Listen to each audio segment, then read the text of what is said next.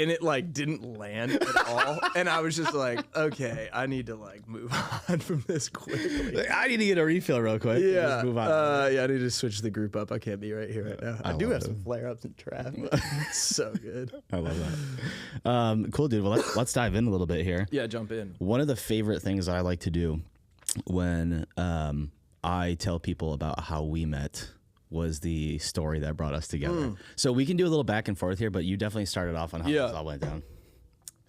Yeah, the story of us meeting is a pretty funny one. October 2019. Wait, do you do this with everyone or just because we have a unique... No, just because of me and you, dude. Okay. Well, we met in interesting circumstances. I own a car wash in Austin. At the time, I just had one, and I was working there every day. And you came in to the car wash after moving from Michigan, which we found out later we're both from Michigan, which is fun. But you came into the wash, got a wash, signed up, spent $500, bought a membership on your first visit. Legendary customer, for the record. Ideal customer. Went through the whole wash process, left, got home, and realized your credit card was gone, right? Mm-hmm. Yep. I had no idea where it was. And so I took a little bit of time to research on my like transaction list, like where did it go, like where had it been used last. So I was trying to just retrace my own steps to see if I left it somewhere. Yeah. Sure enough, it was at the 7-Eleven next door. You had a swipe at Washroo and a swipe at 7-Eleven. Yeah, and I didn't go 30 there. minutes later. And I didn't go there. Yeah, classic. A little backstory. Washroo is a full service car wash. We hire a large spectrum of employees that are trying to get back on their feet to high level managers, but we have a large spectrum. So you've got veterans, you've got everything. I got veterans. We used to have quasi homeless people. We've cleaned that up a little bit, but I won't say this guy's name, but I really liked this guy actually. But Alec then calls me, you called me, and says, hey man, I was just there. I see my credit card transaction for $495 for a year pass, and then about 30 minutes later, there's a credit card transaction for $16.95 at 7-Eleven. And I just so happen to know the owner of the 7-Eleven, which works out great. So I just texted him. I'm like, hey, $16.95, 45 minutes ago. Can you see if it was one of my employees or not? He 30 seconds later shoots me a screenshot of one of my employees buying cigarettes and a sandwich on your credit card, and just had like I swiped it from your car. Yep. And long story short, I mean that was the kickoff of our friendship. Where I mean, what happened from there? Yeah. So I think what happened after that is you said, my apologies, like let me refund you like for the singular visit or something like that. And I was just like, no big deal. Why don't you take me for a beer instead? I just moved to Austin. Yeah. And I noticed that you had the 517 area code on your phone, which is where I went to college. Right. So I knew that phone number. And then we went to Lazarus. Yeah. First time. And then we found out we had a bunch of mutual friends. Yeah, that was awesome. And we're just like, okay. Yeah, that was, dude, I mean, that was a legendary moment, because here I am, like new business owner, like trying to put it all together. And we stole a credit card of a customer's out of a car, and then went and used it.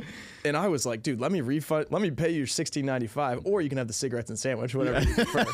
And then also I'll refund you the $4.95, which for me at the time is like a big deal. Oh, like, 100%. we only sold a couple of those a week. Right. And we can get into later how you've helped me sell a bunch of those. Yeah, but let's go. Then just your grace and kindness, just be like, let's go grab a beer, all good. Well, I didn't see it as like that big of an issue, But you're different, dude. Yeah. That's way different than what I guess some people would probably freak out. My biggest concern is that I actually didn't want to report it as fraud and then have them, because I didn't know how that section with banks and credit cards worked, if they were like going to investigate it, and like try to get this guy in trouble. I was just like, it was $20. Yeah. Like not that big of a deal. So it started off with like, I just kind of want to get my card back. Yeah. I don't want to wait 2 weeks for it to come in the mail, because I think at that time the card I had used was being used for ad spend and whatnot. So I like just didn't want to like go through that process. And it's like when you lose a card, it's brutal, because it's like all my auto subscription stuff. And you have to go back through. It's like I got 10, 12, 15 things. Yeah. It's like everything from insurance to Netflix that you have to go back and like update. Such a pain in the butt. Exactly. So, I mean, I guess back up a little bit. I mean, how do I say this? I don't see you as being, like when you go to Washroo, I don't see it as being like a faith-based organization per se. Yeah. I know that kind of exists in the background, but what is it that, what part of you made you want to go out and hire individuals who are veterans or working on not being homeless and stuff like that? Yeah, that's a good question. We definitely like don't come out as a faith-based company. Right. There's not a cross or a Bible No. on the signage, you know. No, but it's not Jesus Wash. Although maybe it should be. Maybe it should be. But I would say, so when I was looking at, well, even to step back further, when I went to high school, I grew up homeschooled. My mom did a great job of like getting us ingrained in the community. We weren't like the crazy homeschoolers that. I love your mom. Yeah, she's the woman. best. Great woman. She's quite the legend, but she was really good about getting us into the community. And then we went to the public high school, which was East Lansing High School, which is where Michigan State is. And it was the most diverse high school in the state. And so it was pretty awesome to come in and experience people from all, I mean, I think there was like 50 plus countries represented of kids that went to East Lansing High. Wow. Mainly because all the professors that came in, taught at state, sent their kids to East Lansing High School. Not to mention state capital's 10 minutes away. Totally. So all of the congressmen and senators. Yeah, it was pretty. So it was a diverse background, and I really loved that. And then fast forward, 8 years, went to college, moved down to Austin, had a tech job, and then wanted to buy my first business. When I stepped into, at the time, which was called Final Touch, and bought that business, I wasn't like intimidated necessarily. I had a lot to grow in and learn how to lead people that are 40 years old when you're 25 who come from a way different background. But it was, I'd say my background and how I was raised kind of gave me some great experience leading into running a wash where, again, there's that diverse background of people that we're hiring and working with. And I'm by no means perfect, but I think I genuinely have, how I approach life is I'm generally curious about who people are, why they got to where they are, and if there's a way that I can help them, I want to step in and call that the way I was raised or God gifted. But I feel like that's one of my strengths. And when I bought Washaroo, that wasn't like necessarily the reason I bought Washaroo. I'd say it's a part of it. Right. I think if I were to operate my day-to-day life outside of Washaroo, I hang out with people that look like you and me, that make money like you and me, that go on trips and operate their life similar to you and me. You might be on another level. Hey. I'm on a new level. Yeah, people just look like you and I. And so I'm so thankful that I just came from the South First store and going in and get to just hang out with a lot of Spanish speakers and people that come from different walks of life. So I really like that. I really like that. So what was that moment where you were at your tech job and you're like, I need to start a car wash? I know it didn't happen like that. So talk to me about that cycle. And yeah. So, I mean, since I was a young kid, it was like lemonade stands with my brother. We shared a bank account. We were always trying to Which brother? My older brother, Blake. Okay. Cool. Who's 2 years older than me. Yep. And so Blake and I were constantly like trying to start businesses, side hustles. Hustling. We didn't want to go work at McDonald's. We'd rather like walk door to door and do yard sales or, gardening, whatever people wanted to do to try to make an extra buck over the minimum wage. And so, I knew I always wanted to own my own business. I wanted to have autonomy and decision making. I wanted to see the decisions that I make an impact on what I was doing. Yeah. And I also wanted growth. And when you're at a tech sales job, which is a great place to start for me, it's like you have a great month or a great quarter and you show up on Monday morning, they're like, okay, you're back to zero. Gotta hit quota again. Yeah, because you were doing sales at that time, yeah, right? and like partnerships. Yeah, exactly. And I was like kind of SDR, grinding on the phones, working my way towards account manager. And I'm like, I was looking at the account manager job and I'm like, I don't even really want, like that doesn't jack me up too much. Right. And so I knew I wanted to get into a small business of some kind. I had no money. But a guy actually from church owned the real estate at a car wash, and he said, the current operator's underperforming, go check it out and see if it's something that you want to do. How did that conversation happen? Was that just in Sunday service? So you guys were running through that? No. sermon was boring? You're like, hey man, want to talk shop? Yo, come to the mother's breastfeeding room. I got to talk to you. No, it was not that. It was someone that I kind of had known for a little while. Randomly, Carly babysat for my wife, for their family when she first moved down here and had a contract job working for Uber Eats because Uber Eats was at its conception phase and they didn't have full-time employees. So she was looking for a couple extra bucks. So she babysat for this family. She's like, you got to meet this guy. He's an entrepreneur. Awesome. And so I hung out with him a few times and basically kind of asked him to mentor me and just be like, hey, can you try to help me find a business and maybe help coach me a little bit in the beginning? So long story short, I had brought a bunch of different businesses that I was looking at buying or starting. And he was like, hey, why don't you go check out this car wash? Like, I think there's some legs there. What were you trying to do at that time? Were you like looking for like an SBA loan? Were you gonna ask your parents for money? Like what was that looking like? It kind of depended on which route I was gonna go. I personally didn't want to go borrow a ton of money. I was open to borrowing some. I was probably gonna go the friends and family route rather than the SBA just because it was easier. Raise a family and friends round. Yes, exactly. Series 0. Yeah, Series 0, exactly. So, I mean, I was looking at, strangely enough, I own an ice cream shop now, but I was looking at starting an ice cream shop. I was looking at doing just like a lawn care business. Yeah. I feel like there was other like small trinket shop, cell phone repair, like easy startup cost type stuff. That So all like local service based for the most part. Maybe it's like small product or something like that. Exactly. Okay, gotcha. And then I was also potentially looking to like find someone who was currently doing that and just kind of get under their tutelage and learn how they're doing it. Tutelage? Is that the right word? I must be, but I don't know that word. Like when someone tutors you, it's like tutelage. How do you know that? That's I'm gonna be using that word of the day. It is kind of a nice. It kind of comes out kind of nice. Tutelage. So it's like French in a way. Yeah. Tutelage, yeah. Tutelage, yeah, man. That went Jamaican a little bit. Yeah. Yeah, man. Tutelage, man. Yeah, man. Let's go. Basically, I wanted to learn from someone under their tutelage, and so. Long story short, we got to a spot where this guy was down to help me. He told me to go check out this wash. I started spending, weekends there, seeing how they were currently operating. Were you getting in there and working yourself, or just kind of like watching from the side? No, I was definitely getting in there working myself. Watched probably for the side for the first weekend, and then it was driving me nuts how they were operating it. Really? And I was like, oh, this has to like change. And I don't even know if I was going to buy it or not. I finally just was like, I need to help these people. Did the owner have an idea? Like, was he on site and watching you do all this? Did you get his permission? How did that work? A little bit. He knew I was interested. I'd had a conversation about that. He had gotten really sick, and he used to be the guy out there running it, cleaning cars, greeting customers, doing everything. And he got to a spot where he just couldn't do that. And so it was in really rough shape. Like anyone with any sense of operations would walk in there and be like, what are you guys doing? I saw some of the Google business photos from back in the day when I first got there, It was bad. Yeah. But luckily you had the newer ones up too. So that was, you had started to refresh I think when I took over, it was like, I think I might have, oh no, we didn't know each other at the time. I asked a couple people, I'm like, should I restart my 5 stars or restart my business page? Right. And because I was at 3.1 or 3.2. But everyone I talked to was like, you already have 500 reviews. Like, yeah, just try to get the numbers up. Yeah, so we've grinded it up to 4.1. 4.1. Just checked it. Thanks. Got you. We check your reputation. My marketing guy's on it. Yeah. Locked and loaded. Yes, sir. He knows more about my business than I do. On the marketing side. There we go. So, I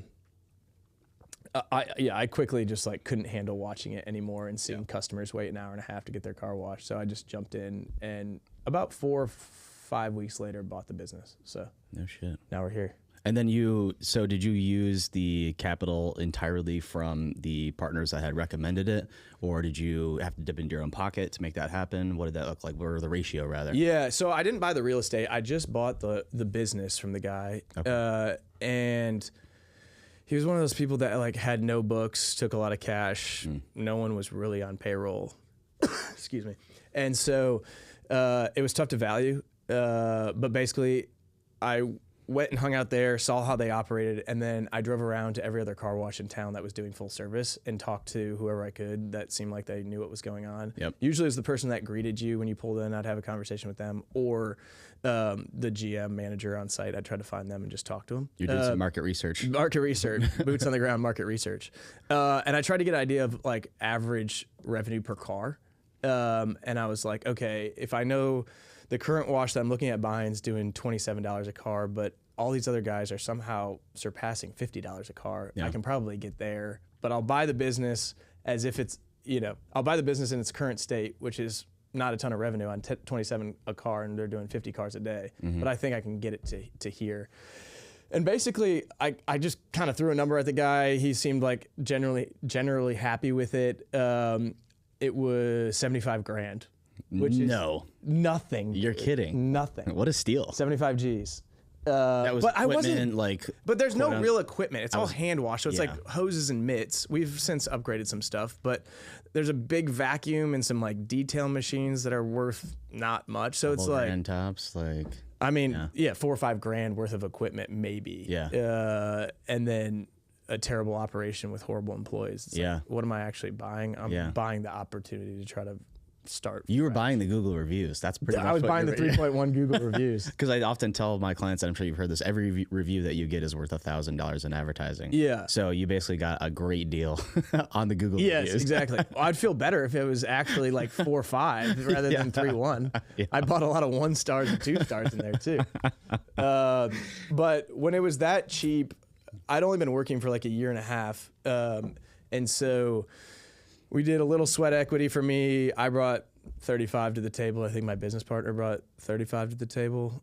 Maybe it was $70,000. And then, we had a couple extra grand in there just to start us off. First runs of, a couple small upgrades we wanted to do right away, plus Painting, signage. yeah, and just upgrade some of the small equipment that was there, signage for sure. But I ran it under that name for a while because it did have somewhat of a bad reputation, and I wanted to figure out the business before I changed the name. I didn't want to come in, change the name day one, and still be making a ton of mistakes. So I came in, ran it under Final Touch. Smart. Learned to made all the mistakes I could under that name. Once I feel like I kind of had it together, I did a big rebrand. When was that? Like how many months after you had taken over? I think it was about a year and a half. Really? So you waited a little while. Yeah, I waited a while. I mean, I had to it was also 2018, 2019. It had to have been 18 because I came in October of 19. Yeah. So anything before that would have been less than a year. I bought it Feb 2018. Okay. And it was, it was in a spot where like finding labor that was down to work for $7, $8, $9, $10 an hour plus tips was like so competitive. But that's kind of where the market was like at that time. Yeah, for that kind of employee, that's where it was. I mean, it's kind of wild. You come into COVID and then come out of COVID, and the new expectation is like, if you're not making 15 minimum, I'm not working. Right. So most of my guys are making north of that. I mean, some of the guys that put their hands on cars now are making 50 grand. Well, compared to detailer, I'm sure when the inception of the business, and then in October of 19 up until now, I mean, I've seen those phases. Like the guys that you have around have now been around for quite some time. Yeah. Of course, you have your turn and whatnot, and the attrition of individuals, but totally. But you've got a good crew now. Yeah, the crew is so key. And in the beginning, I was so cheap and just like didn't want to lose my investors' money or my money, and I was also trying to take care of them in certain ways. But, Yeah. So is that where the frugalness comes from with you? No, I've been that way since my whole life. When I moved down here, I didn't buy a car. I just brought my moped from college, and I rode Oh, no way. 25 minutes to downtown every day on my moped straight down Lamar. That's hilarious. Yeah. So were you, well, yeah. 100 miles to the gallon, tough to compete with. Yeah, that's just I good, would like look at good my economics. colleagues that were spending $200 a month on parking. Yeah, and yeah. at the time I was spending $375 a month on rent. I was like, Where were you living? I was shacked up with my cousin in a small little spot. It was 2 of my cousins, and then one of my cousin and I shared a room. So there's 3 of us, 2 rooms. My cousin and I shared. How big were your parents' families? My dad's one of 4. My mom's one of 7. Okay, yeah. So that's a network advantage that you guys have there. For sure. Absolutely. Because you've got 10. Yeah, I'm one of 10, which is pretty wild. Yeah. So you guys you're all over the country. All over the country. You can find a place to crash exactly. no matter what. There's people everywhere. There's people everywhere. I love that. If my dad had 3 siblings, my mom had 6, and everyone had kids, it makes for quite the family tree all over the place. Yeah, that's wild. Okay, so then you've kind of established yourself a little bit. You make that name change, but back up a little bit. I mean, when you got this business and you started working on it, was there any mentors that you had or any insight that people have, or you just jump in right away and you're like, I'm just trying to figure out everything I possibly can just by observing and pushing the needle forward in terms of quality? Like, what did that process look like? Yeah, that's a good question. I think the one helpful thing was that guy who I talked about that I met from church that owned the real estate there. Yep. Him and I partnered together on the business. He was just someone that gave me some confidence to go out and do it. What did he say to you? I can't remember like exactly. I think he saw the belief in me and then created the opportunity. And I would say it wasn't necessarily, he's not like the motivational, like you can go do it guy, rah, rah. But he was like the fact that he put me in a position to succeed, and it gave me a ton of confidence. And then also like I knew right off the bat, like I don't like bookkeeping. I don't want to be in charge of marketing. There's certain aspects of the business like I just didn't want to think about. And he runs a real estate company and had some people on his team that would be willing to like handle all the accounting, handle all the bookkeeping, handle a ton of like, you know, whatever, credit card disputes and just different things that were coming in. His bookkeeper was super helpful. That's huge. Just taking that part off of it so I could just focus on the day to day and try to get some things established. Beautiful. Okay. So then that transition period though, I mean, were you talking to your crew and being like, how do you do this? Or were you just like setting the standard? Did you do research? Because, you know, with my come up story, it was YouTube University. Yeah. Everything that I was learning in a book or from some speaker on social media or on YouTube. Like, how did you figure out how to, I know it seems simple, but how to run a car wash and how to give good washes and improve the quality over time? Yeah. So, I mean, some of it was intuition. Like, we're talking like basic operation stuff where you're like, you know, I came in and took over and there would be a car would pull in, our guy would go greet him, and then one person would hop in it, vacuum it, they'd pull it forward to the wash bay, wash it, and they'd pull it out of the wash bay and they'd dry it off, wipe it down, anything else that the customer ordered. And then meanwhile, there was 5 other people standing around waiting for the next car to pull in. And you're like, why do we have one guy working on a car doing everything on that car and 5 people standing around? So then it's like, oh, let's assembly line this. Let's get some operations where it's started the Henry Ford. Exactly. Yeah, exactly. He got the whole assembly line established, and so it's like we had then dedicated vacuumers, dedicated washers, dedicated finishers. Realizing like where's the most skilled people need to be. Probably on the finish side, it's the last touch of the car. That person needs to be overlooking it. Less skilled laborers, new people, start them on vacuum, move them to wash, move them to finish. So, unfortunately, it's kind of a dying business. There's not a lot of people doing full service car washes anymore. Everyone's kind of turned to the Tunnel Express. But they ruin your car. Coming from a car guy, those things ruin your They car. tear it up. Yeah.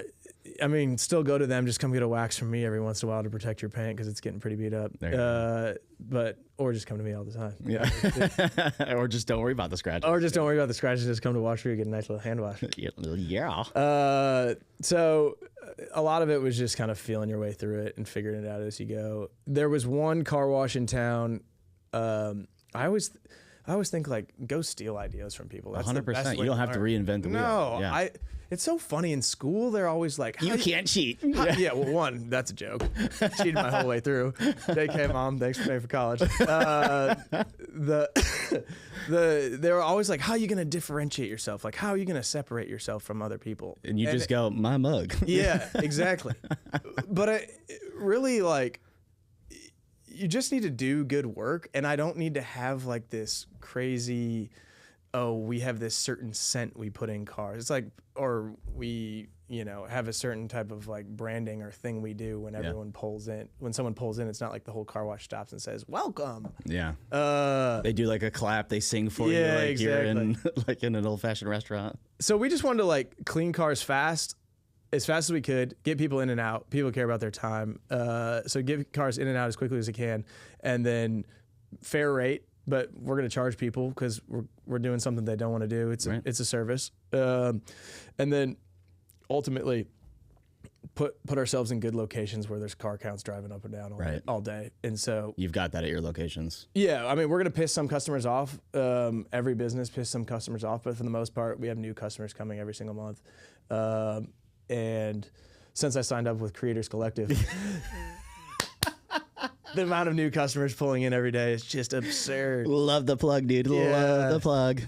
When you got going though, was it really just all YouTube? Like, were you just on YouTube all day trying to figure it out? Yeah, I mean, there were some books that I read on SEO. Okay. Because that was one that was a lot heavier. Google Ads, I read another book on that. I couldn't tell you the names of them because it's been so long. This was 2017. Also, probably even in that 7 years, that book's probably irrelevant because that's the thing too. Is I was reading a book that was on like its 7th volume. Yeah, you know what I mean. Have to update exactly. Yeah, and it's like it's something that you can't really keep up with, but it gave me the foundation that I needed. Yeah, sure. You know, so but yeah, all YouTube, some Gary Vee stuff. Like He was good for me in the sales side of things. I used some of his lines, when trying to close people. Yeah. But yeah, for the most part, all YouTube. Where do you think your sense of like confidence came from? Because I feel like you operate your life in a very confident way. You seem to be able to like problem solve at a high level. Like, yeah. Where'd that confidence come from? Well, thank you. First of all, nobody's really told me that. So really? Thank you. Yeah, absolutely. I mean, I've heard the confidence part, but like, the decision making and the other point that you had in there was like, that feels good. Yeah. Thanks, I dude. mean, when you walk in the room, people feel it. Really? Oh, absolutely. Yeah. People feel it for sure. Wow. So Thanks, I just dude. think like people know when you walk in the room. I mean, you're kind of the same way in my opinion, but your eye contact, I'm feeling like I'm in love with you right now, dude. This is great. Thank you for the compliment. I think it comes from my mom. She just always put me in a position where I could fall and go out and do my own thing. How do I phrase this? She showered with me with compliments all the time. Yeah. And pushed me to go and do things and was there for me when I fell and didn't make a big deal out of it. Yeah. And I mean, from doing tricks on your bike to doing crazy stuff on the trampoline to Sure. going out and making friends. I felt like when I reflect upon my life, it was just always there in a weird way. Yeah. I didn't really concern myself with other people's thoughts. I was That's just right. kind of like, here I am, here's what I want to do. And if you don't like it, then I don't care. Yeah. Like, I don't know. Like, and it was never in a rude way. It was just like hey, like I'm here. Yeah. And so then as you get older, you start to encounter like real world problems, Sure. conflict with individuals, issues with a system that you've created that doesn't work. And I don't know, I always saw it as it's never me versus the other person. It's always me and this other person versus the problem. Yeah. And so, Not Detroit versus everybody. right, exactly, yeah. Because it is, baby. Lions put up a good show this year. Detroit versus everybody. So yeah, I think it just kind of, it just stemmed from my mom. And then as you make better decisions over time and then you become better at solving problems, I think it just kind of reinforces it on a subconscious level. Yeah, that's right. And then I also have this innate part about me where like I just love to push boundaries. Like when I was a kid, I had a chip on my shoulder for sure. I was definitely a rebel. Is that And because you're so- 5'7" or? Yeah. For the record, I'm not 5'7", everybody. Shorter than TJ's 6'3" lanky ass. Yeah, okay. 6 foot, but yeah. What was I saying? I don't know. Yeah, me neither. Oh, you had a chip on your shoulder. Oh, chip on the shoulder, was definitely a rebel. So I enjoyed pushing people to get either pissed off at me or to go so far down the line of trying to be funny that it gets awkward, And then I didn't mind sitting in that awkwardness, that I would just like go to that next level and see if I can raise the energy back up and get everybody laughing again. you know? So I just always saw like a lot of my social interactions as very fun experiments. And if something awkward happened, like it didn't really matter. Yeah. It was just like part of communicating with people, So yeah, that's just. And obviously that's transitioned to today. Yeah. With because your first business, didn't you try a couple things first? Yeah. That flopped decently hard. Yeah, I mean, I did. No, not the first one. The first one was good, which just gave me too much confidence. Oh. That was Deliver Anything Now. That went well. It went well. Looking back, it was a shit show. Yeah. But like at the time, I thought it was awesome. That's cool. And But you were also 20. 20. Yeah, 19, 20. Yeah. I think I maybe right before 21 is when I sold it. But I had set it up so that, I was basically just exploiting the pledges in my fraternity to do the work for me. Like it was slave labor. Beautiful. Yeah, it was fantastic. Great economics. And then, but when I was able to sell that business and I got a little cash in my pocket, I'm like, I'm the shit. Yeah. So then the next business, going in with all of that confidence. I can't imagine you at 20 with a bunch of confidence and cash. Yeah, it was bad. Came down to Austin, Texas. That's why I did that virtual reality company. But that was early to the market. And if you're early, you're wrong. So that business failed. I would say I could have made it succeed looking back, like with the drive and the things that and the arsenal of tools I have for myself now, I could have made that work. Sure. But back then I just didn't have it. And so after 9 months, that one went belly up. Did you do anything between them and then starting the marketing firm? I did nothing business.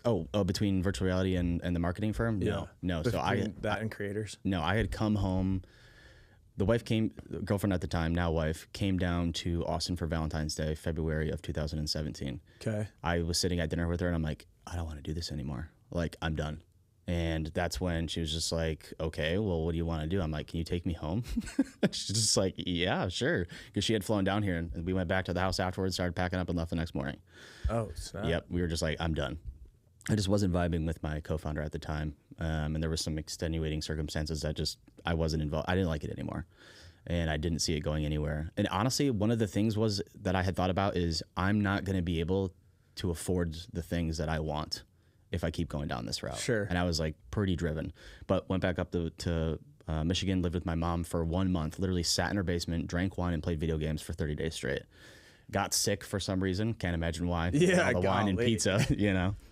Got really sick, and then as soon as I came out of that, I realized, like, what the hell am I doing with my life? I need to go do something. And that's when I took the virtual reality equipment that I had, walked into a couple businesses just to give them free Google 360 photos, because they just opened up They just opened up Street View at the time. Yeah. And I had researched, because I was still learning at the time. I was still spending time on YouTube just to figure out, you know, kind of in the background what I might do.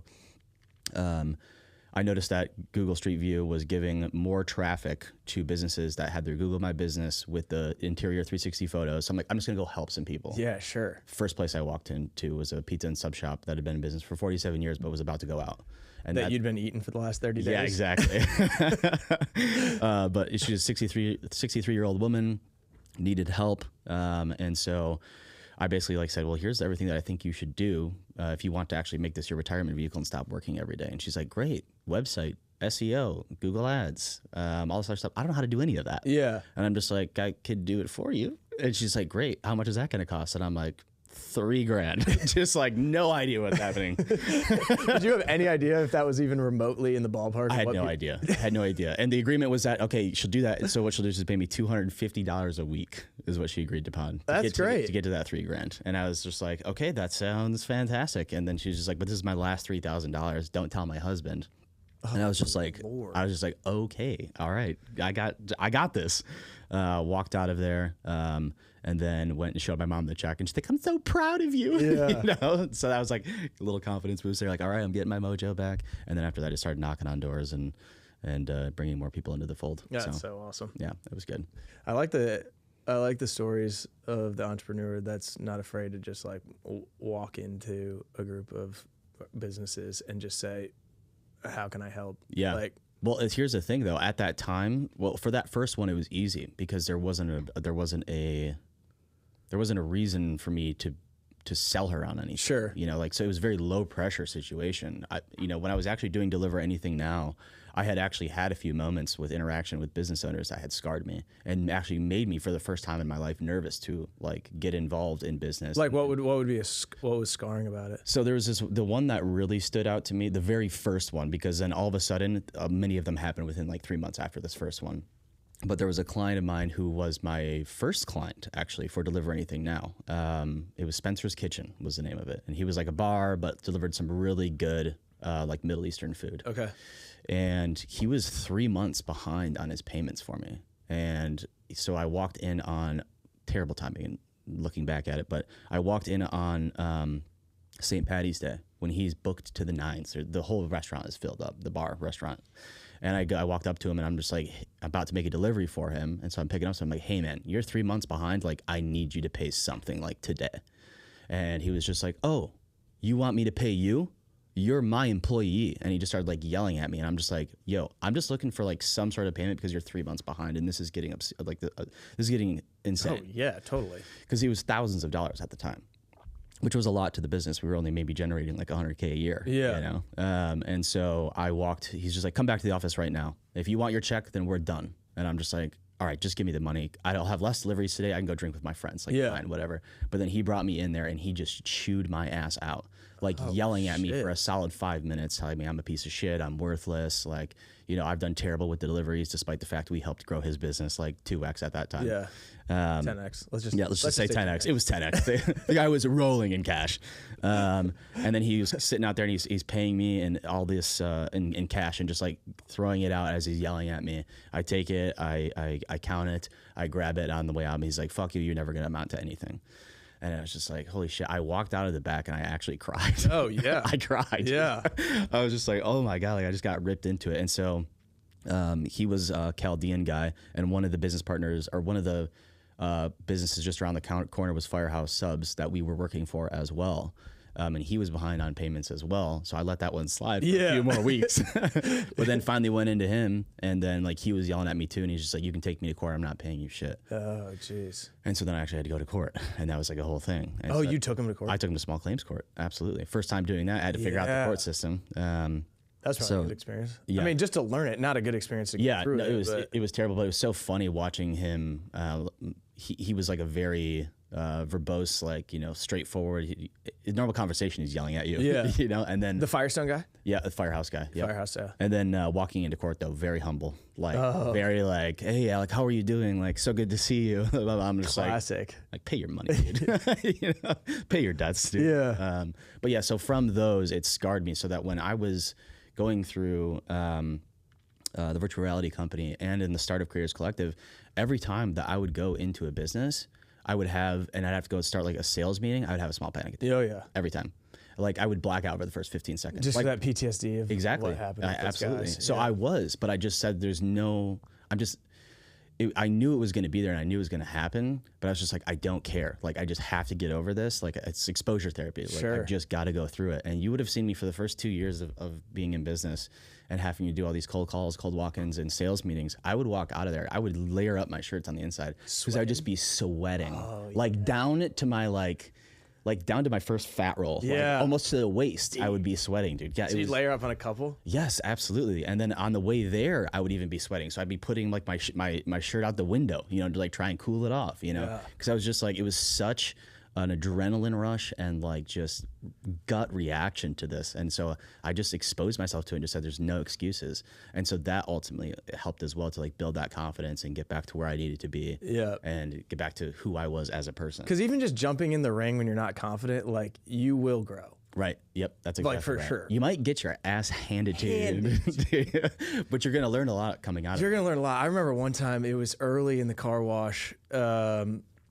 Employees were just the furthest thing from consistent. Couldn't get them to show up on time, couldn't get them to do a lot of things I was asking them to do. And I was already running around like a chicken with my head cut off, like greeting customers, helping wash, helping the finish, putting out fires, handling customers that are upset while there's more customers pulling in that I need to go greet. It was like crazy. But I remember I bought it in February. It rained a decent amount of February. April came. It was okay. Or March came. It was okay. But then mid-March, the sun came out, and the sun did not stop coming until the end of April. And I was 47 days straight into working. We opened at 8, closed at 6, and I would get there half an hour early, stay half an hour late, and I'm just getting my ass handed to me. Yeah, but I remember there was one time when you brought up the tears, it reminds me of my tears story where it was Saturday morning, it was about to be 8 a.m. All the employees are supposed to be there at 7:40. I had 2 employees. We were supposed to have 10 employees. Oh. There's a line to the street, and I'm like in the back kind of like looking at the line pulling in, and all of a sudden it was like, I can't do this. And it was just like a breakdown moment where I cried in the back, and I'm like, what am I doing with my life right now? This is insane. I used to be sipping macchiatos on an Apple computer in a room that looks similar to this, and now I'm hanging out with quasi-homeless crackheads who need to be here right now, and they're not. Yeah. And I cried for a moment, then I pulled my pants up, and then I was like, all right, we'll figure it out. Let's get after it. Yeah. But it was humbling for sure. Yeah. The breakdown moment. And then you're like, no, I can't do this. Let's get back in the ring. Would you say that was the moment where like you were close to giving up, or were there other examples that where you were right on the edge, you know? I think I had way too much pride to ever give up. That's why, I mean, I lost my shorts. I was the same 172 from, sophomore year of high school to 25. And I dropped some serious weight because I couldn't leave the wash to go eat. I'd eat breakfast before I got there, and then I was never a big sweets guy, but I would come home and I wouldn't eat lunch and I wouldn't eat dinner because for whatever reason it's like almost like a fast where I wasn't hungry, but I'd just eat a tub of ice cream at night. Yeah. And we also had some free beer on site so I would Huge frequently fill up a little bottle of beer for, not the drive home, of course. I would never drink. Never. But definitely would suck that sucker down right when I walked in the door. Yeah, I mean, there's protein in beer, so I think that was just good to keep you at least and contain what weight you could. Yeah, you know? but I just had the mindset I wasn't gonna lose. Like I will figure out a way to make this thing work. It's not gonna fail. Well, I would like to think that your confidence in your self-esteem also comes from your mom, but where does that desire to not fail come from? Is it an embarrassment side of things? Like you don't want people to see you like that, you know, or what is it?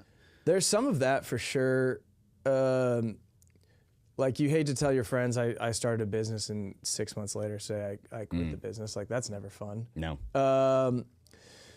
I think a lot of it too, like I don't totally know. It comes from, it's just like some inner desire to like, I don't want to see things fail. Like I want to see things succeed. And I want to bet on myself. And this was my first like real bet on myself. And I'm like, I if I'm going to bet on myself and I want to do this for the rest of my life, like I can't let the first one fail. Yeah. And now I could have sold it after a year when I was in a better spot and it wouldn't have been a failure. That would have been a classic, like roll up something, fix it, improve the efficiency of it, and then just make a markup. Which definitely could have been an option, but I mean, there was definitely that piece to it. Also, I'd borrowed some money and I wanted to see my investors make their money back, ideally, and make some money on their money. So yeah, it was kind of a combo of things. Mostly first time being out in the world, doing it on my own, something I desired to do since I was 13 years old, and I wasn't going to let it fail. Yeah, absolutely. Well, you've gotten to a point now where you've paid back that 35 grand. Yeah. You've gotten a return for your investors. I hope so. You've gotten a return for investors, and the business continues to do well. You've now got 2 locations, looking for a third. What drives you now, man? Having a family definitely helps. I've since gotten married and had a couple kids. So 2? Yeah, 2 kids. One's 3, one's 3 months. We get after it. Patty B, dude. I love Patty B. Patty B and Oliver. We'll see what Oliver's like. We don't know much about him yet. Dude, well, once he hits consciousness, we'll figure it out. Yeah, this dude just likes milk currently, which I respect. Me too. Yeah, so providing for the family is definitely a huge thing. Also, like, we have about 30 employees, and so knowing that, you know, I'm making an impact on each of those individuals plus the families that they go home to. And I hear tons of stories from employees where, you know, they're here working legally, of course, for sure legally, but are sending money home and are showing me pictures of their kids who they haven't seen in a year or 2 years because they're just here making money and sending it back home to their wife and kids. And so, you know, ultimately I want to be successful too. Like I'd love to have money to be able to do the things that I want to do, give how I want to give, spend how I want to spend. So that's a part of it for sure, but also all the lives that I get to touch of these different people make it pretty fun to go make sure this thing's working. Yeah. One of the things that I really admire about you and that I often remind myself of when I'm feeling stressed out is your ability to, at least from the outside perspective, handle it very well. I've never seen a single thing impact you in a way that would affect your mood or the way that you approach life. Where does that come from? Yeah, that's a good question. Complaining, ask my wife. Complaining is like, I hate complaining. Like, it's for sure comes from the 10 kids. I would say specifically the dinner table, where it's like, if you're making food for 12 people every single day, you can't have alternative orders. You can't, it's like, what comes on the plate, you eat. Chicken nuggets tonight. Yeah, exactly. It's like, my mom would make great salads. I didn't appreciate them back then, but like, you ate your salad, you ate everything on your plate, and you didn't complain about it. And I think my mom would always say too, like when there was a task at hand that needed to be done, it was, and my dad would say this as well, right away, all the way, and with a happy spirit. Love and that. So I kind of like carried that into life. And it's like, okay, when things need to get done, we're going to do it right away. We're going to do it all the way. We're not going to quit early, and we're going to do it with a happy spirit. And that's what something a great mantra. Yeah, it was great. And I think that's something that like I've carried with me. Like, sure, I have bad days. Sometimes I share those with my wife. Sometimes I don't, if I feel like if I'm in a spot to like share all my emotions. But for the most part, like every day is a new challenge. Every day is a new opportunity. I try to take it with a smile on my face and operate my life in a sense of gratitude. Yeah. So I love that a lot. I'm glad that's come across to you. Absolutely. It's one of the things that I've always admired about you. Like, you're just in a good mood all the time. I mean, I remember even getting calls from you after you had worked out too much, and you got some sort of, what was that called? It's like an acidosis thing, or I don't know what. Rhabdomyolysis. Yeah, and you're like, hey, I'm basically dying. How are you doing today, man? Yeah. Do you know what I should do for this? Like, I'm like, yes, I have an IV person. Like, go get this done, Yeah. you know? Yeah, you definitely helped me out with your IV guy. I spent a couple nights in the hospital at one point with some rhabdo. It was like, there's something like CK levels is what they call it. And essentially, like after a marathon, I think you're supposed to be between 10,000 and 20,000. Like, that's a big workout. Yep. But a lot of times, like CrossFit people will get rhabdo where it's like 40, 50, 60, sometimes more than that, 1,000. In the hospital, the highest level they'd ever seen was 120 CK, 120,000 CK, and I was at 187,000 CK. That's insane. Your body was eating itself. Yeah, they were like, the muscles when you overwork them, I guess, can secrete some type of poison almost, and it can like tear up your kidneys. And so they were pretty nervous about those shutting down. But I had a good attitude that day. Yeah, you did. Probably some happy pills were helping. Yeah, maybe. Maybe it was the pills. Yeah. So with your wife, Carly, amazing woman. Yeah. How has she supported you in your journey of, going from that desk job, tech for job, sure, to getting into this? And then I'll have a few more questions regarding how she handles you. Yeah, there's a lot of questions there. A lot to handle. What's it been like, with that experience? How has she supported you and brought you to today? She's a queen. She when I bought the wash originally, we had just gotten engaged. So we got engaged that fall, and I closed fall of 2017, and then we were going to get married the following June. And so I bought the wash while we were engaged. So she was like very much in it from the beginning. Oh, cool. And she's not someone that will, she's not going to come down to the wash and like help me run it, which I also don't want her to be that person. I appreciated the role that she filled, which was like, ask good questions, care about me, let me vent when I needed to. Always is someone that's like, if I have something that I want to do, it's like, go do it. And then she's just low maintenance, which I appreciate. Like after coming from, she's just a chill girl. She's very chill. Yeah, so chill. They all got a little crazy to them. Don't they all? Don't they all? But she's handled 2 kids now and dealing with me day in, day out, and is such a supporter in anything that I want to do. Sometimes in life, like, I don't know exactly what I want to do, and she's good at asking questions in those seasons, because there's different opportunities always. But she's just someone that is constantly my supporter. So, were there moments in the business where you felt like, you weren't going to make it and you had to share it with her and you didn't want to? No, we bought a business that had there was no debt on it. And so it was basically pay rent and pay employees. And the first month we operated, we lost money. And then the next, I think it was 24 straight months from there that we were cash flow positive. I mean, sometimes it was $900. Sure, but positive. Yeah, but positive. So there was never a point where I was like, is it gonna shut down? There was definitely some points where like, is the amount of effort that I'm putting in for the cash flow that's being returned worth it? Right. There was those conversations, but never a time where I was about to step away and just quit. Cool. That's really good to hear. So taking this journey a little bit in the chronological order, I came in and met you October of 2019, and we had that beer out Lazarus. Yeah. I think one of the topics of conversation was like you asking me, what's wrong with my marketing? Yeah. Well, what can be improved on the website, and then we started to make some changes from there. What happened at that moment in your mind where you realized, shit, I've got to like improve a few more things? Because you've already improved the physical appearance and the fulfillment of the business. Yeah. And I felt like at that time, maybe, your mind was kind of shifting to, how do I look good to the rest of the world? Yeah, totally. And how do I drive more business? Totally. Well, you came in to get your credit card stolen at a great time. Yeah.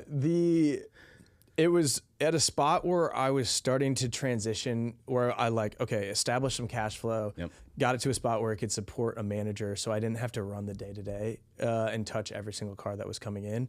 And so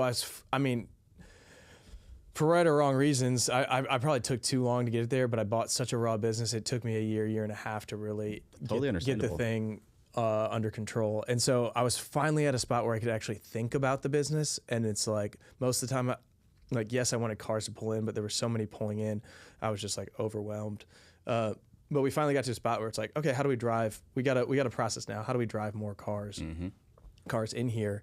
And we had just started, I want to say we had just started with Square and started doing some of their appointments where you could like book ahead. That's right. But I wasn't thinking at all about like how to spend money to drive more people to book appointments, or really the two things we want to book appointments, and then we want to be able to convert those appointments into memberships. Yep. And so that's where we started that early conversation where you were like, oh, I can definitely help with these appointments. You were asking like, how many appointments do you do a day?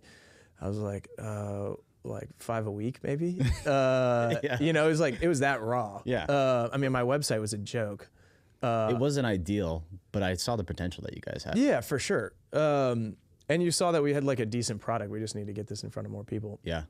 And so you came in and started streamlining the appointments setup, redid our whole website, which made it look like we weren't a bunch of jokers.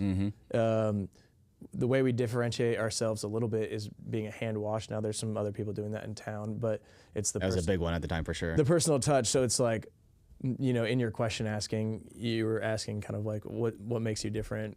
And that is the one thing is like, we aren't the tunnel wash with the brushes that are going to scratch up your car. It's the hand wash where individuals are using, yes, very delicate wool mitts.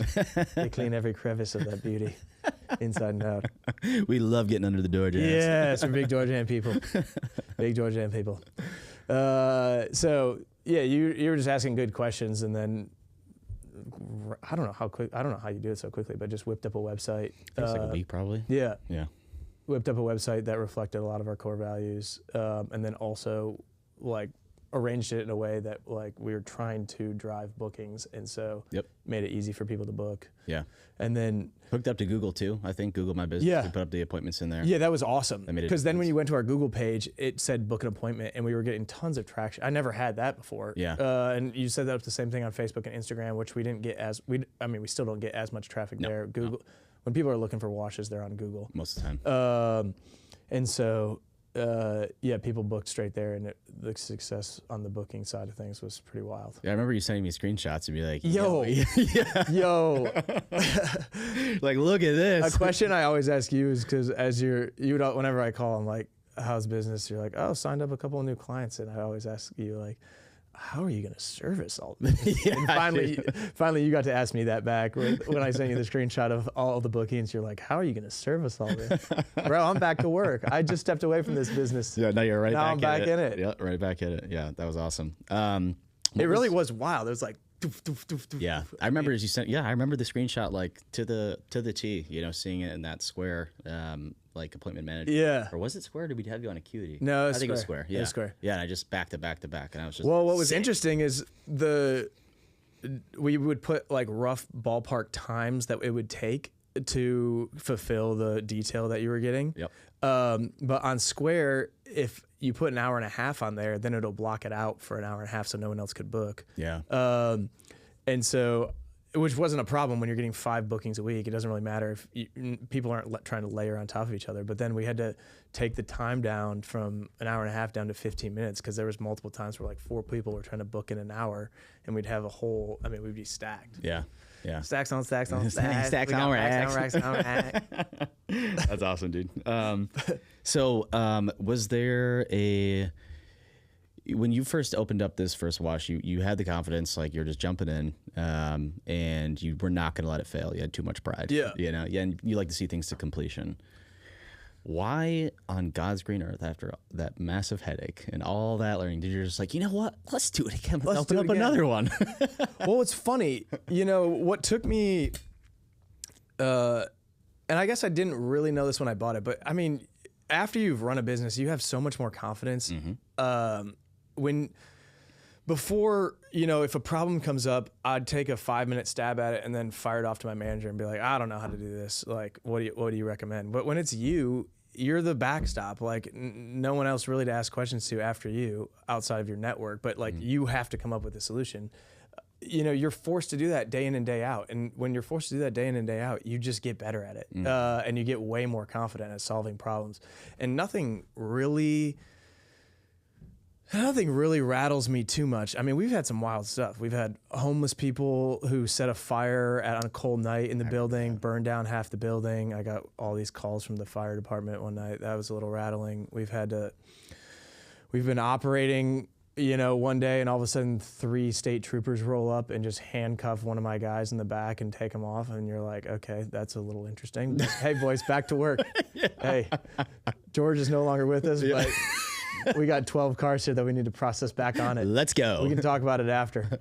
I mean, you know, homeless people showing up with tasers trying to tase our employees. I mean, just like the gamut. And so you've been through it and you get rattled early and then you figure it out and then you realize, oh, I don't need to get so rattled about that. You just like keep marching on. And so what took me the first time, you know, 18 months to get it to a spot where it could support a manager, it took me 3 months the second time. I mean, you just know how to do it. Yeah. And so when I went and opened up the new one, it was like, okay, we got our process. You know, it was a little different. The site's a little different than our first one, but for the most part, set up a process, brought someone with me from the first location who had shown that they could do a decent job at managing, promoted them. They became the manager of the new store. I hung out there, you know, 7 days a week for the first 2 weeks, and then I was kind of down to 2 or 3 days a week moving on after that, after it was established. So the tough part about my business is we can only grow by acquiring new locations that are already built. Because you get to a certain point where like you don't necessarily, it's hard to say saturate the market, but in a way you do, because people aren't going to go 10 miles out of their way to go to your car wash. Totally. It's like it's pretty localized. Yeah, it's very localized, and the economics don't work for us to buy a piece of dirt, battle Austin for 2 years to try to get water permits because they hate the water permits, build it, and then wash your first car on a $2 or $3 million piece of property that you've spent $1 million in car wash equipment. So it's just like the economics for us don't work. We have to buy existing, and you're just limited on how many existing washes there are in Austin. Yeah. So yeah. One thing that I've always appreciated about you is that you take outside advice, often even unsolicited from me, you know, and then I see you implement it like 90% of the time. Yeah. Walk me through that process. First of all, why are you so receptive to it? Because a lot of people have terrible ideas. And then two, I mean, that's actually it. You know, people have terrible ideas, but you seem to find the cream. Does that just come from that confidence over time and knowing what actually is going to work? Specifically, I'll give an example. I mean, I told you, you know, like you need to automate this as much as possible. Yep. You know, and you're just like, yeah, sounds good. Took you 3 months to get to it, but you freaking did it. I made a couple of suggestions regarding like when you should detail versus the part that you should wash. And you're like, great, run it. Yeah. You know what I mean? Like, and I'm sure that happens often with employees. How do you decipher through all of that? Yeah, I think as long as it's not like glaringly dumb, which about 10% of your ideas are for the record. 90% are pretty good. Like we should have beers right now. That's yeah, exactly. As long as it's like not glaringly dumb, like I think it's worth a try. Yeah. So if I can see that it potentially could make an impact, and there's always like how many dollars does it cost to do it? Yep. Is the risk worth the potential reward? Like that's all being filtered through there. But for the most part, it's like, okay, good idea. Let's try it. And even sometimes like I want my managers thinking through problems and coming to me with solutions. Yeah. And one of the ways I think you can encourage them to do that is by not, when the problem comes up and they give you a recommended solution, not shutting it down. Yes. And just like letting them like, okay, in my head, I would do it differently. My idea is for sure better. For sure. Always did. Always. But, okay, I like it. It's good. You let them own it. Yeah, go own it. And then if it works, great. And if it doesn't, then let's do my idea. It's for sure going to work. Do you tell them your idea right away, or are you just like, no. Oh, I guess it kind of depends. I think if their solution's good enough, send it, go for it. Yep. If I think like, sometimes I'll put it back on them and say, what if we did it this way? And they're like, and then I'll let them have the ownership of like, no, let's do it this way. Yep. Let's do it my way. Okay.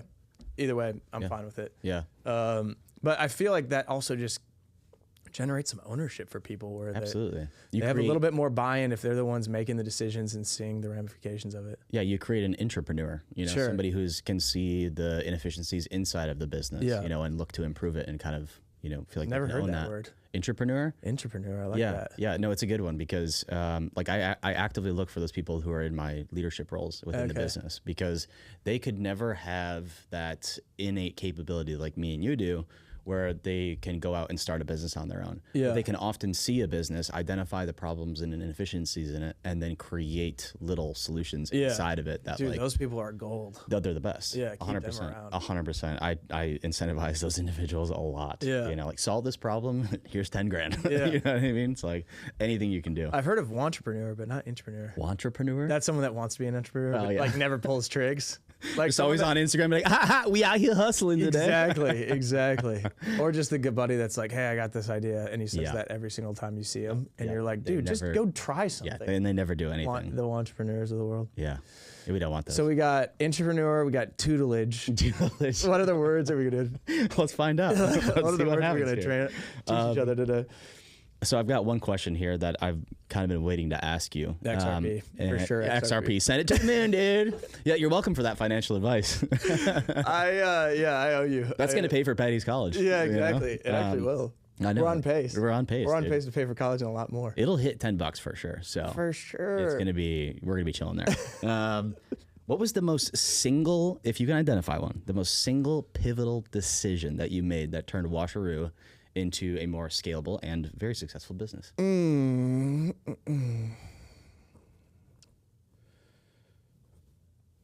one single decision. I feel like there was a couple along the way. Because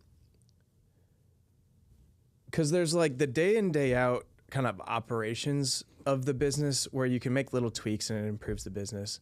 But there's like, when you talk about the business growing, or call it my portfolio growing, the one decision is I bought the real estate or a chunk of it from my business partner who originally introduced me to the deal. I think that was a great move for me.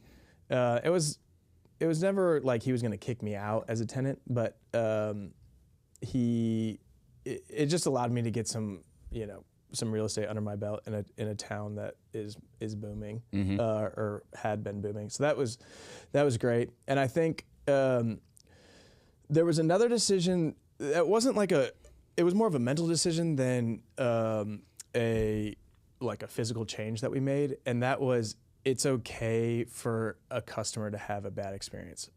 I know that sounds weird, but I was so obsessed over the process that like I wanted to touch every single car. I wanted to greet every single customer, and I was like obsessed with them having a great experience to the point where I couldn't back up and look at the business and work on it because I was just so in the weeds of dealing with it. And doing it yourself. Yeah, which... Not teaching other people how to follow it. Zero teaching. It was just like, these guys can't do it. I'll just do it all myself. And it was finally like, okay, it's okay to fail. Like, if you want to grow, you have to be able to like take your hands off of every single part of the business. So that sounds kind of weird, but once I did that... It doesn't. It speaks volumes to me. Totally. And I think my business partner at the time, I remember a conversation where he said, try to not touch a car. And that was like the most difficult thing for me ever, because like all I wanted to do was like clean the car, make sure it was perfect, like go check the cup holder, make sure, like I wanted to do it. And he was just like, don't touch the car. I picture you like taking that advice, you're like, okay. And then you just like pull a Ratatouille and like grab somebody by their hair and instructing them exactly what to, I'm not touching it. I'm not touching it. I'm like sticking my head in there, but I'm not touching the car. It's an SUV. I got a little ladder. I'm like looking through the sunroof, making sure it's good. Yeah, he said, don't touch a car, which at the time I still had to touch cars. Like, at least I believed I did. But that kind of set me on a trajectory of, I need to move towards not touching cars, because if I'm going to touch every car that comes in here, one, I won't mentally be able to keep up with this for 5 years. Oh yeah, you'd be burned out. And two, you can never scale and grow if you're doing everything. Do you, actually, this is even better. So you've created two successful locations. And then I get a call from you one day and you go, you know what? I want to make things a little more difficult. Let's get into ice cream. Yes. Tell me about the inception story behind that, because I don't even know all the details in entirety. So Okay. How did that come to? How did that come out? Well, after running my own business, you realize like I've kind of found that the car washes that I run aren't super scalable.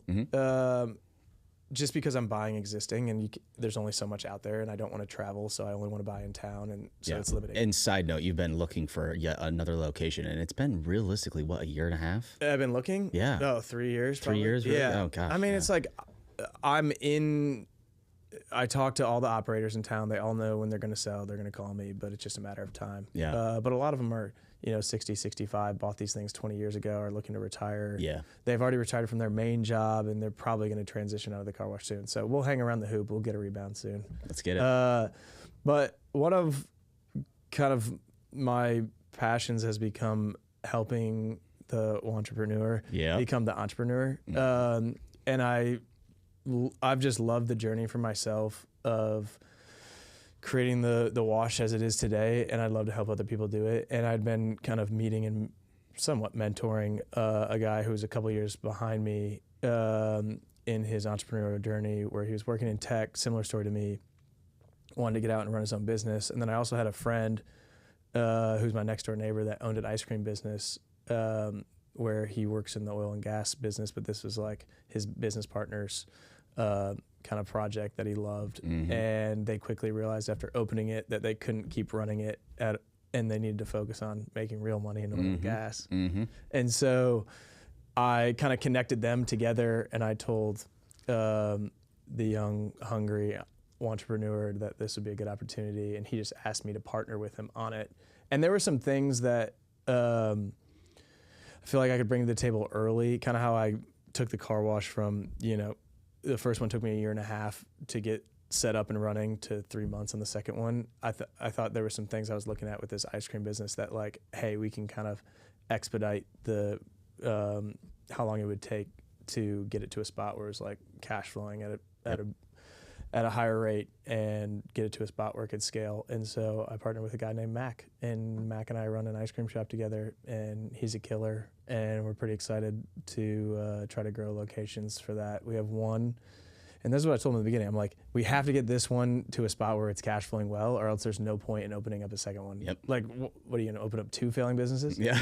And so we did some small things where we were controlling the labor, adding some more machinery, and Mac, he's a killer. And now we're opening up our second one. We're going to hope to open up 3 or 4 in the Austin area, then figure out what to do with it from there. Yeah, that's awesome. And then now let's jump really quickly then towards your next venture. Yeah. You're just kind of, I don't know your entire role in it. Are you just kind of in the background? Did you help him open it? This is for the Smash Burgers. Oh, yeah. So my, thanks for building that website too. Yeah, you're welcome. Alec builds all of our websites. You did Zed's, you did Washaroo, yeah, and you did BB's. Yeah, yep. Which is the burger shop. Yep. So Zed's is an ice cream shop. It stays steady jammed, especially during the warm months. Yeah, you guys are crushing it. I'm very proud of you. Yeah, not all me, but I'm happy to help where I can Mac out. He does a great job. Great job, Mac. And so we needed some more space, and so we demoed the house behind us, leased that, took down the fence, and there's a lot more space to hang. And part of adding that space, we created space for 2 food trucks.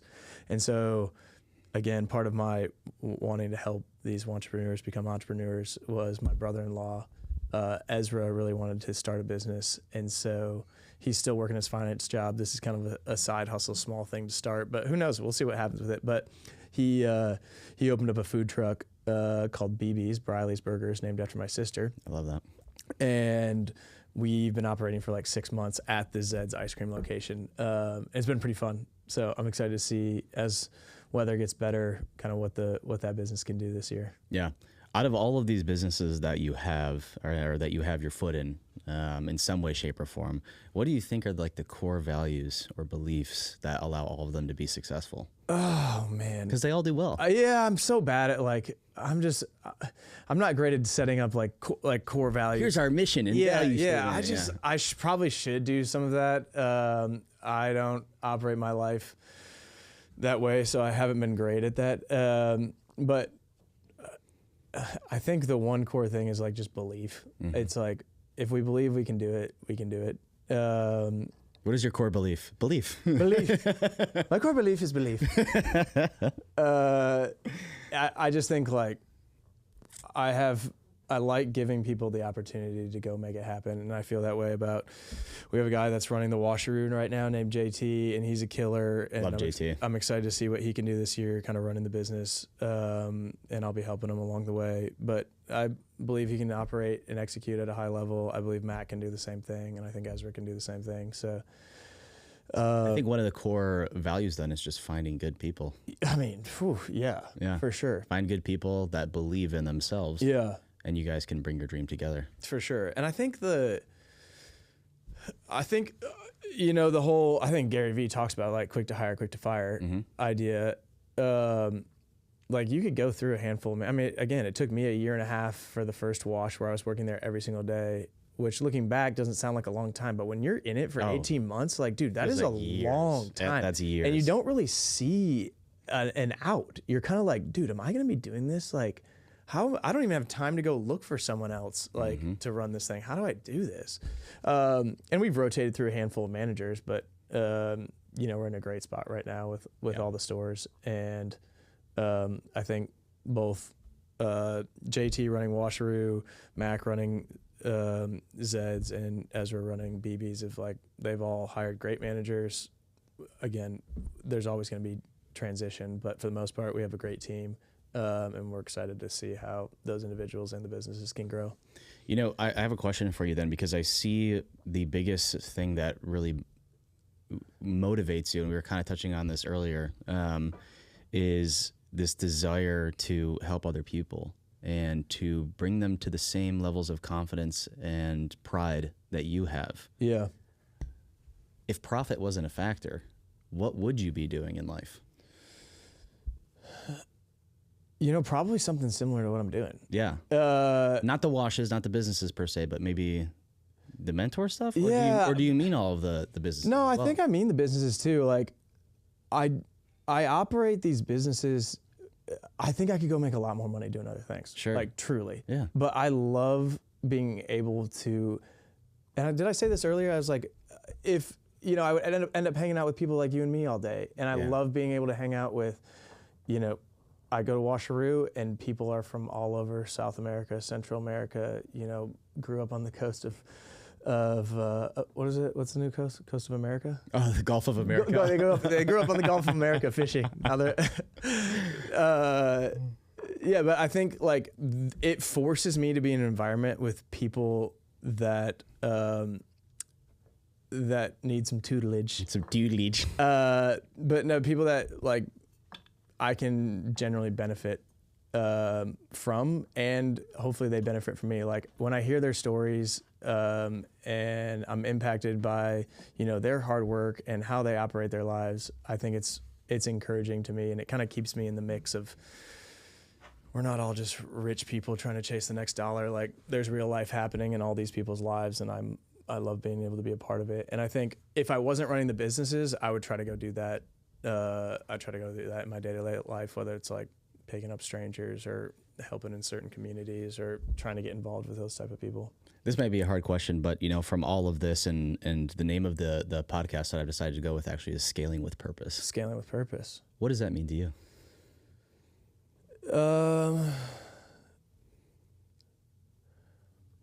The word that comes to mind is just like thoughtful, like being thoughtful.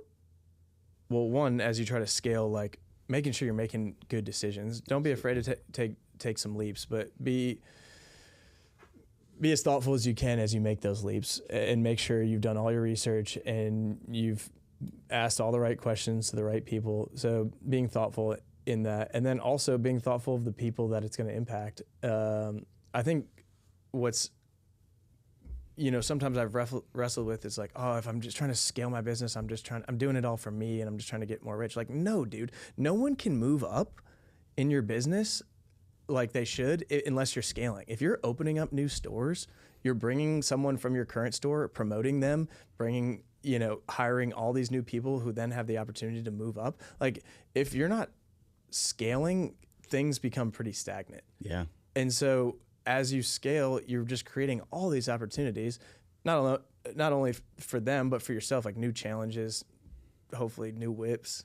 New whip. Just opt-in. Yeah. But I mean, so scaling with purpose, I don't know why the word just thoughtful comes to mind, like being thoughtful about how you scale and how you can be thoughtful towards the people as you scale. I think that's beautiful, man. Honestly, that's like the best answer that I've ever received. Really? Yeah, and I'm aligned with it too. Like that's kind of what it is. It's not all strict business decisions that are just like cold-hearted and cut off. Yeah. You know, it's like, no, what are we doing here to improve everybody's lives around us? Yeah. I have to tell this to a lot of people. Actually, I just had to tell it to a client yesterday who was coming in and he's like, why are you doing this? And I had to give him, you know, this whole spiel that, you know, I started it to make money. Yeah. I started to get rich. Yeah. Yeah. And then 2 years in, your bills are paid, vacations are good. You know, it's like, okay, I had to sit down and reevaluate, like, why the hell am I doing this? Yeah. Because once you've made the money, goal, I mean, you can always make more, but goal kind of accomplished on that side of things. Right. But it's just so surface level to just be like money oriented. Yeah. You know, and me and Nicole had talked about it very in depth. We prayed about it as well and had come to the conclusion that like, the whole point of this is to let people go through the same journey that we went through, where we started from nothing, you know, had to hustle, work our butts off, and then get to a point where it's just like, oh, finally, like I can take a breath. Yeah. And then looking back on it, you derive the self-esteem and the confidence from the decisions that you've made and what you've accomplished so far. Yeah. And we want to impact people in the exact same way. So by going out and from the marketing and advertising side of things, being able to give people a business that they are then proud of, that they can use to pay for their kids' tuition, and in your case, great investment advice. But, you know, for everybody else, being able to pay for their kids' education, take their family on vacation, tip their waiters and waitresses better. You just create like more humbled because of the process that they went through, but prideful individuals, and they go out and they just interact with people in a different way because they're no longer in that fear-based state of mind or in the trenches of like working on every car that that comes in. Instead, you get to sit back and you're not necessarily relaxed, but you get to look at it from the throne in a way, and be like, oh, this is what needs to occur here. I now see this problem. And so when you're in that state of mind, you're out of the fear, and now you're in that love-based state of mind. Yeah, that makes a lot of sense. You can just impact people in a way better way. So then how does it feel like, it sounds like that story or what you just said is, it sounds like when you think about the values that you and Nicole are trying to live out, your marketing agency allows you to do that in some pretty amazing ways. Yeah. And so as you work with these entrepreneurs on the marketing and advertising side of their business and you see success for them, like how does that feel for you? Oh, it's the best. Like I remember, this is a great question, man. I remember when it was 5 years into the business and I had just turned on ads. And I told you about this. This was in October of 2022. I had just turned on ads for the first time. I was taking sales calls every day from 7 a.m. to 7 p.m. I'd gotten to a position where it was just like, I finally got out of the business and then I went right back into it hardcore. But 7 to 7, and then I was working on the actual business and the fulfillment side from 5 a.m. to 7 a.m. And then after all the sales calls were done, 7 p.m. to like midnight or 1. It was insane. Just dogging it. But I remember I was just hustling like so hard for like 2 weeks straight before I finally got a sales guy in to handle the calls. And I was sitting in my office. I had just gotten off making a sale, like for the second sale of the day, which is great. I'm like, hell yeah. I had brought on 15 new clients over the past 2 weeks. I'm used to 2 or 3 a month. Yeah. How are you going to service all that? Yeah, exactly. How am I going to do that? Well, this was so great is one of the very first people that I had brought in on a position of, I don't have the money for this. And also, but I know it's what I need to know. I know what I need to do. Additionally, I have a marketing agency and he's a very, just an honorable individual. He's just like, I don't want to stop paying them because I signed a contract. Sure. And I was just like, all right, well, here's what I'll do for you. We've got 14 days to make you money or the business is going out. Like it's going under, you're done. So give me the money that you need to pay me to get this done. If we don't hit that, I will pay. If we don't get the money to pay for the other agency and pay for your bills, I will send you the money back and I will pay for the marketing retainer that you have from the other agency. And so the day before that after I just got done with this sales call, he gave me a buzz, and I'm like, fuck, I don't have the time for this. Fine, whatever. Like I'm stressed out. Answer. I answer him. Like, hey man, what's going on? He's just like, Alec, I just want to let you know we're going to be able to make all these payments, and we just had our most profitable 15 days ever. Oh, and I was just my like, God. Let's go. That is so hype. So I got off that call. I set down the phone and I just started crying. Yeah, and I was that's just the like, best. I felt like I had made it. Yeah. Like, in the grand scheme of things, that was negative 10x where we're at right now. Yeah. But at that time, like, it was just such a validating moment of Yeah. like, this is why I do what I do. Like, this is what drives me. This is what pumps me up. And then the one thing that I very much retain in the business that I still own is the testimonials. So when a client is doing well, they have to hop on a testimonial call with me because that's what lights me up. For sure. That's what keeps me going because other people's success drives you. exactly, because it just goes, all right, well, we did good for them. Find out what everything that they will compliment us on. And then I shut off the recording of the video. I'm like, what did we do wrong? Yeah. Like telling me everything that we did poorly Sure. so that I can then go and improve it. And then when I have those future testimonial calls, it's nothing but praise and honor and all that jazz. Yeah, that's awesome. Yeah. That's the thing that keeps me going, Love it. Yeah, that's good. Final couple questions here. Yep. If someone made if someone made a video about your entrepreneurial journey, what would it be called? And what genre would it be too? That's the last one. I just had to do it for fun. I'd want it to be comedy. Okay, hell yeah. Because it's couldn't like, tell from your personality. because it's like, if you look at, you can make it as serious as you want. You could probably make it a horror story. For sure. There's some horror in there. But I'd want it to be a comedy, and I'd want it to just be like flashes of the most insane things happening, like washeroo burning on fire with all the like ambulance outside, like guys getting handcuffed in the back. Like we've had fights between managers and employees where they're like flipping them over and rolling it, and it's like Will Ferrell's in there, making some comedic jokes about everything that's commentating on everything that's happening. I love that. There's this movie. It's called, I can't remember what it's called though, but it's like where a bunch of waiters and waitresses are in a restaurant and all the funny stuff that happens in there. Do you know what I'm talking about? I think it had like Dane Cook in there or something. Okay. Like, yeah. Anyways, that's what it reminded me of. So it's probably right up that alley. The insanity is pretty insane. Yeah. I love hearing these stories. Well, TJ, thank you so much for coming. Dude. Absolutely. You're an absolute homie. I appreciate you being in here. I got your little hat here. You've already got this one, right? Though. Or you have that one in tan. Okay, so you can have your choice. You can have this one or this one. It's up to you. We'll take this one. Okay, That's beautiful. Right. Tell the audience, all 5 viewers, where they can find you. Find me on, I don't know. I mean, give them the addresses and then the website. Okay, washerooatx.com. Come on through. Yep. Beautiful website, by the way. So you can find us there, and then we have 2 locations in Austin, one in South First Street and one on East 7th Street. Oh, and then where can they find Zed's? Zed's is near MLK and Airport on Harvey Street. Yep. So it's Zed's on one corner in East Austin. All the way down the street's a restaurant called Birdie's that a lot of people know. So we're over there in East Austin. Then the new location's opening up in Tarrytown off of Exposition near Westover. Go get some cream, people. Go get some cream. Thanks, TJ. I appreciate you, dude.